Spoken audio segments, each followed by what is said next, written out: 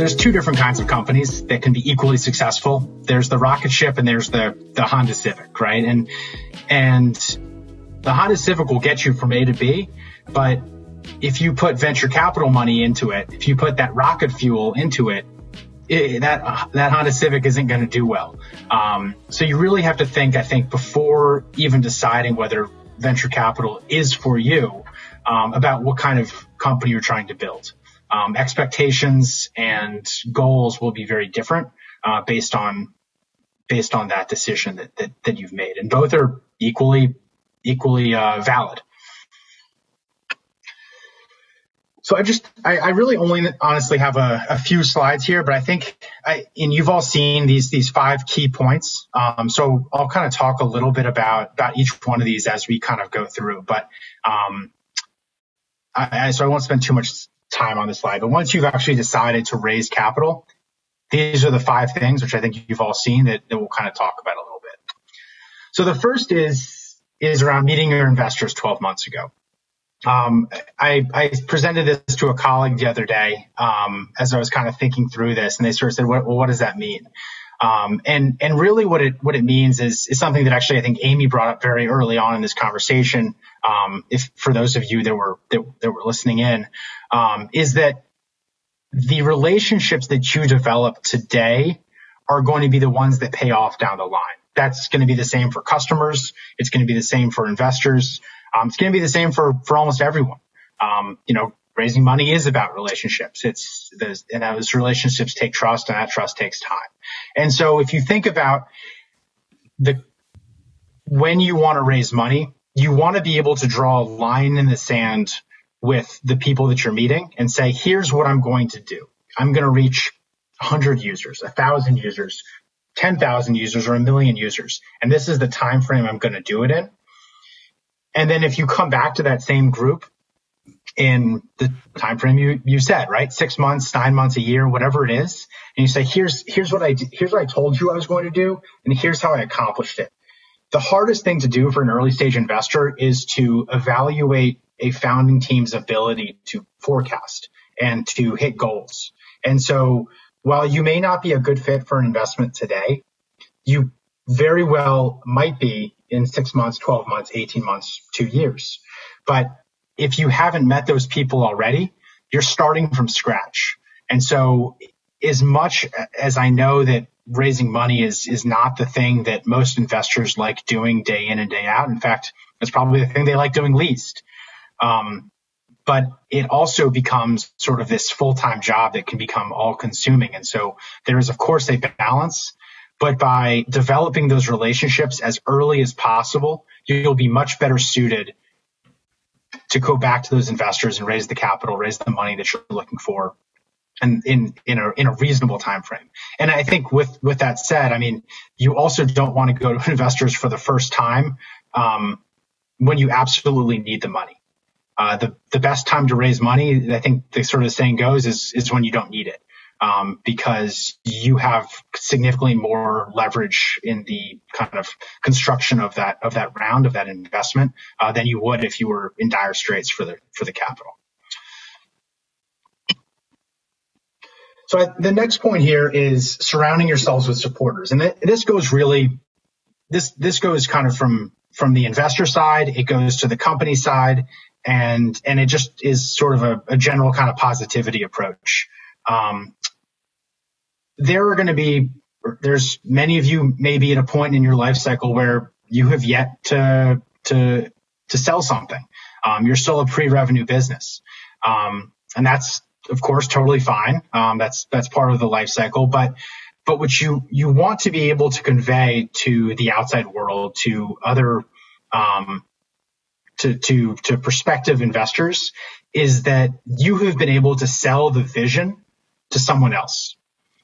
And that's all you have right now is a vision. Maybe, I mean, at this stage that I'm discussing, you may have a product, you may have something that you're developing, you may just have an idea, but by bringing in someone else who has put the rest of their life on hold for all kind of intents and purposes, to do this thing with you is a really powerful message that you're sending. And honestly, if it is just you, there's nothing wrong with that. You could very well be successful. I think the stats out there show that kind of co-founders are, having a co-founder is a very good sign, of increasing your chances of success. But you can go at it alone. But as you think about how that kind of looks to the outside world, being able to bring in someone with you on that journey, both, of course, the right investors, but also advisors, co-founders, mentors, all of those are really important market indicators that you're ultimately going to be able to sell that vision to someone else as well. So I think it's a really important thing to kind of bring with you along the path. Now, this is one I will caveat. I'll go back to these, to my flags here, and maps. This is, I would say, very specific to the DC region. I don't think it will hurt you by any means anywhere else you go, but by monetizing something early on, what you're telling to value conscious, sort of efficiency based investors is that you are going to be a going concern. This business is not going to go under, that you are able to properly or efficiently manage cash. And in those early days of a startup, cash management is probably one of the most important things you'll do, because if you run out of cash, the business runs out as well. And so there are some businesses that we look at that are, that start out as services businesses and then are migrating to a product. Now, it's not an easy change. There's a big mindset in sort of a lower margin services business that is trying to pivot to a much higher margin product business. It's an attractive story, and I think that when done right, it can work very well. We have a great investment in a company based up in New York, a security investment that started as a pure play services business, but they started to see a need in the market for a product that they felt like they could develop using their expertise, and they brought in a CTO to help support that, and they've now scaled it to about a $2.5 million ARR business, which they have plans on doubling or tripling in the next 18, 24 months. But we also felt like it became part of the stickiness factor for that business. And so services to some investors are the thing that might shy them away. But I would also say that there are those investors that find it to be one of the reasons they're interested in sticking with a company, because sometimes the services are the thing that keeps customers happy. And so it can be a loss leader in some cases. But also in those early days when you are pre-revenue, finding a way to get someone to pay for something tells the market, tells investors that there are people out there willing to pay for the idea of what's coming. Whether that's something that's already slightly available today in a beta or a POC, or otherwise. But I would highly recommend making sure you understand what your investors are looking for, because there are, and I'm not going to completely generalize, but there are many West Coast investors that want you to have aspirations for going from, no revenue to $10 million in revenue the next year, and then 50 million the year after that. And I would say, looking at kind of the investors in this region, and I'll speak to Blue Ventures in particular, that can be a bit of a turnoff, because that being a realistic outcome is pretty low, in sort of our, from a historical standpoint, from what we've seen. It's not to say it can't happen, of course. But getting someone in the door to pay you some money, with the goal in mind of you being able to then, going back to this, meet your investors 12 months ago, you're getting someone to pay for something today, and here's how you're telling your investors that's going to grow into the future. So not only do you have cash coming in that helps pay the bills, keep the lights on, et cetera, but you're also developing that narrative about what the market is asking for. And I think that's a kind of a good segue into this next point here, which is that you should always get as much feedback from potential buyers as possible.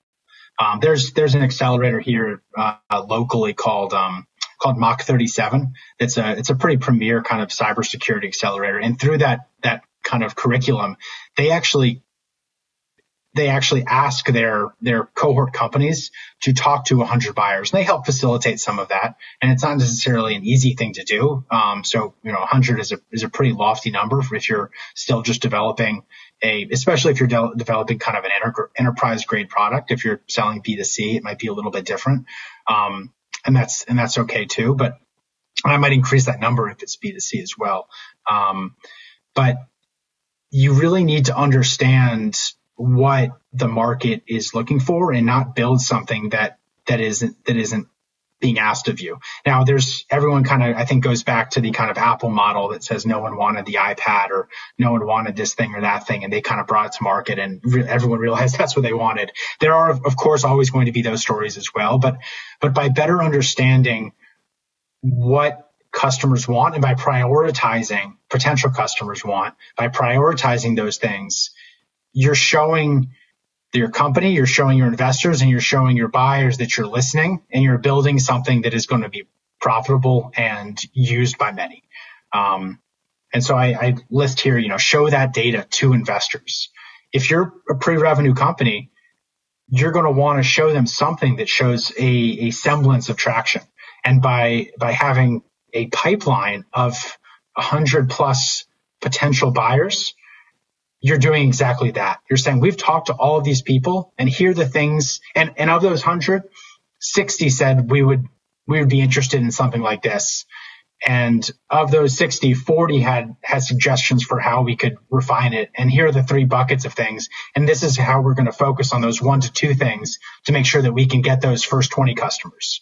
And then we're going to focus on the next 20 things, or the next 2 things to get those next 20 or 40 customers.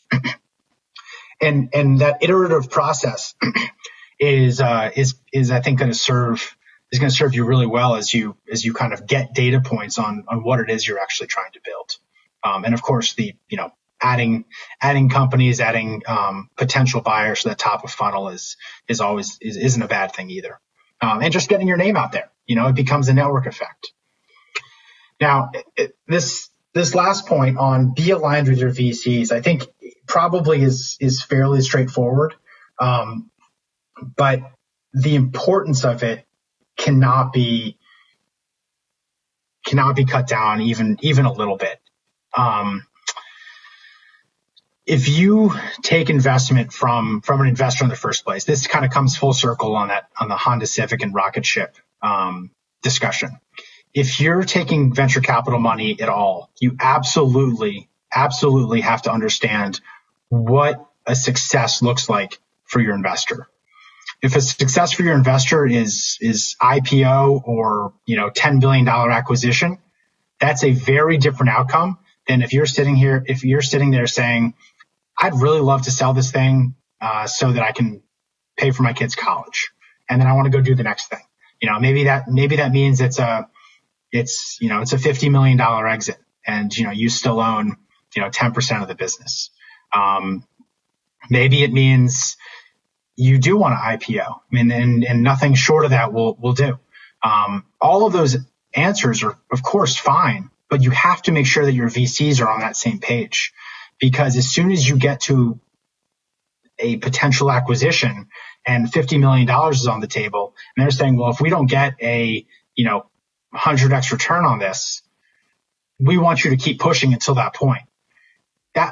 That's gonna be a pretty awkward situation and an uncomfortable situation that you're put in 1, 2, 3 years. And maybe it's a great problem to have, right? I'm not suggesting that it's not. That's potentially a great outcome either way. But you absolutely want to make sure that you're aligned with those VCs early on. And again, this comes back again to point 1, which is that relationship that you're developing with those investors lets you get to know them over a longer period of time, as well as them getting to know you. And a piece of advice I try to give even companies that we're doing due diligence on is to conduct your own due diligence on us. Ask to talk to portfolio companies. Ask to talk to a founder of one of the portfolio companies to see what is it like working with this VC. Do they Do they say they want quarterly check-ins, but really they're, knocking on the door every 5 to 10 days with some, request or another? Are they actually a value add? Do they need to be a value add? Maybe you just are looking for some cash to test out some new marketing initiatives, and you're looking for someone who's willing to, kind of bankroll that. Well, all of those things are fine, but at the end of the day, if you're not aligned with those, with the expectations from those partners, they say that bringing on a VC is like a marriage, because it's incredibly hard to divorce yourself from that, and it's kind of for life, right? It's for the life of the business, and so spend as much time as you can thinking through what your expectations are and your exit expectations are for the business, so that when you are talking to VCs, you're setting yourself up for success, for successful partnership, a successful marriage with that group.